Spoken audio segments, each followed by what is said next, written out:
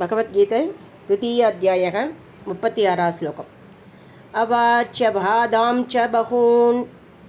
वदिष्यन्ति दवाहिताः निन्दन्तस्तव सामर्थ्यं ततो दुःखदरं नु किं हतो वा प्राप्स्यसि स्वर्गं चित्वा वा भोक्ष्यसे महीम् तस्मादुत्तिष्ठ कौन्तेय युद्धाय कृतनिश्चयः सुखदुःखे समे कृत्वा लाभलाभौ जयाजयौ ततो युद्धाय युज्यस्व नैवं भावम् अवाप्स्यसि एषा दे अपिकिता साङ्ख्ये बुद्धिर्योगे दिवां शृणु बुद्ध्या युक्तो यया पार्थ कर्मबन्धं प्रकाश्यसि नेका विग्रमणाचोस्ते प्रत्यवायो न विद्यते स्वल्पम् अप्यस्य धर्मस्य त्रायते मकतो भयात् व्यवसायात्मिका बुद्धिर्येकेह गुरुनन्दन बहुचागाह्यनन्दाश्च बुद्धयो अव्यवसायिनां यामिमा पुष्पितां वाचं प्रवदन्त्य विभक्षितः वेदवाधारदा पार्थ नान्यदस्तीति वादिनः कामात्मान स्वर्गपरा जन्मकर्म बलप्रदा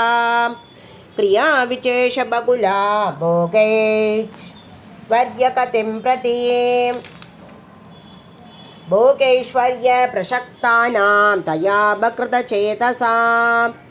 व्यवसायात्मिका बुद्धिः समातौ न विधीयते त्रैगुण्यविषया वेता निस्त्रैगुण्यो भवार्जुन निर्द्वन्द्वो नित्यसत्त्वस्थो निर्योगक्षेम आत्मवान् यावानर्थबुधबाणे सर्वदा संलुदोतके धावान् सर्वेषु वेदेषु ब्राह्मणस्य विजानतः कर्मण्येवाधिकारस्ते मा बलेषु कदाचन मा कर्मबलहेतुर्भूर्मा देशङ्को अस्त्वकर्मणि योगस्थ गुरुकर्माणि सङ्गं त्यक्त्वा धनञ्जय सिद्ध्यसिद्ध्यो शमो भूत्वा समत्वं योग उच्यते दूरेण हयवरं कर्म बुद्धियोगा धनञ्जय बुद्धौ चरणमन्विच्य कृपणाफलहेतवः बुद्धियुक्तो जगादीग उपेषु कृतदुष्कृते तस्माद् योगाय युज्यस्व योगकर्मसु कौशलं कर्मजं बुद्धियुक्ता हि बलं त्यक्ता मनीषिणः जन्मबन्धविनिर्मुक्ता पदं गच्छन्त्यनामयम् यथा ते मोघकलिलं बुद्धिर्व्यतितरिष्यति तथा कन्दासि निर्वेदं श्रोतव्यस्य सुदस्य च